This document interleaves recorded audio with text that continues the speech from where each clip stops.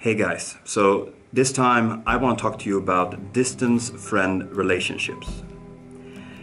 When the internet came into our lives, when it came into my life, it opened up a barrier that before that was tied to the geographical area that I lived in and the affiliations that I had within those at schools, at my sports team and so on. But with the internet, these walls just came down because suddenly I could communicate to someone who did not live in my neighborhood, who lived maybe far away in Sweden or in Europe or even on the other side of the world. Which, I mean, technically I could before, but then I would have to dial a number and it would be weird to just call someone up in Brazil and it's like, hello, this is from Sweden, because one, it cost a lot of money back then and still kind of do, and two, they would be like, okay. But with the internet, you started having a platform, different platforms where you could communicate as a sort of pre-start of what would then maybe become a friendship.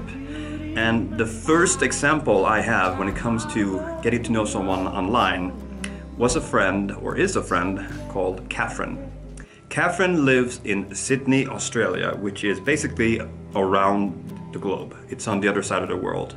We started chatting on a platform called ICQ back in '98. And back then everything was text-based. There was no video. I mean, you could send pictures through emails, but it was basically text-based. There was no Skyping, like there was no video uploading or anything. And she told me, because we would chat a lot during my nights and during her nights because of the time difference, about everything that has to do with our lives and relationships and stuff like that. And she was taking a video production course, I think at her uni or at her college. And I had this weird, perverse idea that I asked her about. I said, couldn't you film yourself talking to the camera and tell me about your day? And she was like, okay, sure. I mean, it was a weird thing to say back then because there was no YouTube, there was no Vimeo, there was no Google Video or anything. And then I did the same thing in Sweden because I had an old Sony High 8 cam. So I would film myself talking about my day, she would do the same thing, and then we would put these tapes on VHS video, actual video tapes. And we would post them to each other. So I put that in an envelope, sent it around the world, and she sent me a box with like Australian coins and notes and stuff and music. And that's the first time that I saw another video creator on my TV, on my not HD TV, talking to herself, sitting in her chair. I remember the camera fell over at one point. I mean, we're not talking phones, we're talking big cameras back then. And that's how our friendship started. And then in 2003, when I finally went to Australia, because I always wanted to go there, we finally got to meet, which was just bizarre. I'm trying to think of when we first met. I can't really remember that right now. Where did we actually meet for the first time? I wonder if it could have been at the airport. I'm not sure. Or if I went to live with my relatives, or me and my wife, or me and my back then girlfriend. So our friendship was based on textual communication, which then led to video, and we almost met. We were very, very close to meet again in Los Angeles in 2011 when I was there, and she was in the area. We kind of missed each other with the airport, more or less.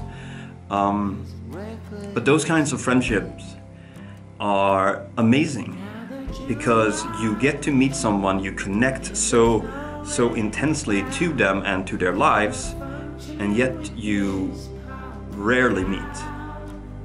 And of course, unless something big happens geographically with her or me, it might be that we will only meet each other a couple of more times in life, even though we have the internet connection. So my question to you is, do you have an experience like this where you have met someone online and then maybe after a while you met in person, or that person became a friend or even a girlfriend or a boyfriend?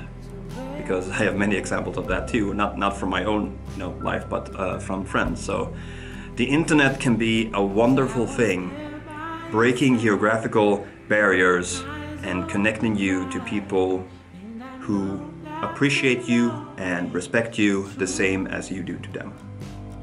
So that was my little story of how I met my very first internet friend back in, well, 98 and then physically in 2003. Thank you for watching this video. I, as always, appreciate your stories, your take on this subject when we have these videos on Tuesdays. I appreciate it a lot. It's sort of my favorite thing when it comes to the internet right now, interacting with you guys, with my stories and your stories. So, thank you and good talk.